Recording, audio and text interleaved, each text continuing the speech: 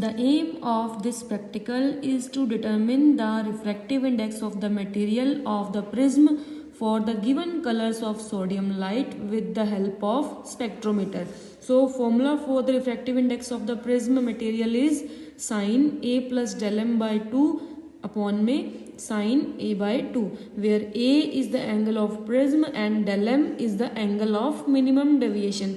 We know that the prism we used is equilateral, so the angle of prism we have taken here is 60 degree and the least count of the spectrometer is 1 minute, that is 1 by 60 degree. So we have the prism here.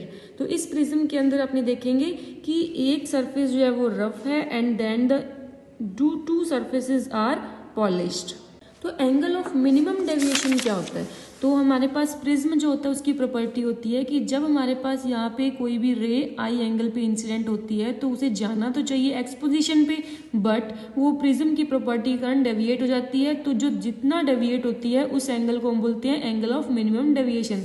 अब अगर हम इसका curve plot करते हैं तो x axis पे अगर हम ले एंगल ऑफ इंसिडेंस आई और वाई एक्सिस पे ले एंगल ऑफ डेविएशन डेल, तो हमारे पास कुछ इस तरह से कर्व प्लॉट होता है. दैट इज जब हम यहाँ पे एंगल ऑफ इंसिडेंस को इंक्रीज करते जाते हैं तो डेल की वैल्यू पहले डिक्रीज होती है और एक ऐसा पॉइंट आ जाता है जहाँ पे उसकी वैल्यू मिनिमम हो जाती है. उसके बाद फर्दर आई को हम इंक्रीज करेंगे तो डेविएशन एंगल की वैल्यू इंक्रीज होती जाएगी. तो हमें ये मिनिमम डेविएशन एंगल चाहिए इसके लिए.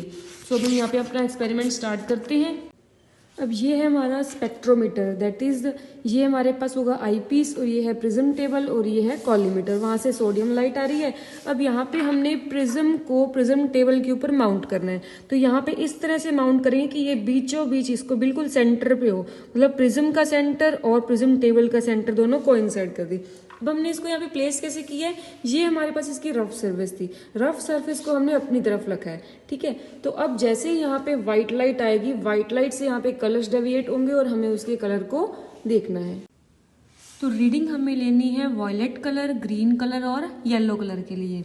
इसमें हमारे पास दो स्केल होंगे, वर्नियर स्केल V1 और V2. यहाँ पे भी ग्रीन के लिए V1 और V2 और येलो के लिए भी V1 और V2 की वैल्यू लेनी है. सबसे पहले हमें लेनी है डिस्पर्स्ड इमेज टेलीस्कोप इन मिनिमम डेविएशन और हमें रीडिंग लेनी है telescope reading for direct image. सबसे पहले हम डायरेक्ट इमेज की रीडिंग लेने के लिए इस स्पेक्ट्रोमीटर के ऊपर यहाँ से देखते हैं. अब वहाँ से हमारे पास सोडियम लाइट आ रही है, ये हमारे पास है कॉलीमीटर, और जब हम यहाँ से टेलीस्कोप से देखेंगे तो हमें एक वाइट स्लिट देखने को मिलेगी.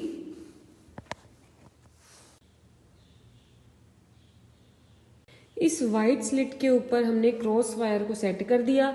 अब हमने इसकी रीडिंग ले लेनी है. एक स्केल है ये वाला, इस तरफ है, और एक है स्केल V2. ये है स्केल V1 और ये है स्केल V2. अब V1 और V2 की रीडिंग हमें नोट डाउन करनी है.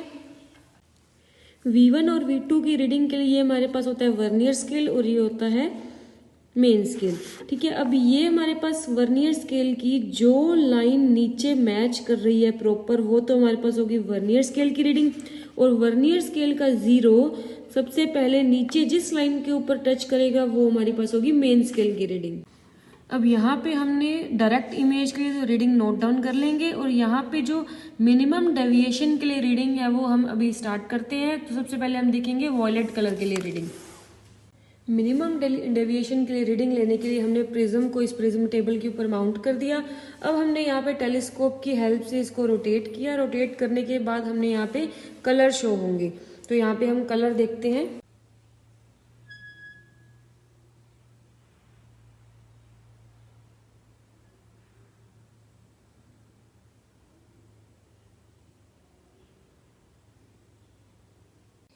अब यहाँ पे हम किसी भी एक कलर वॉयलेट कलर के ऊपर सेट कर लेंगे क्रॉस वायर को.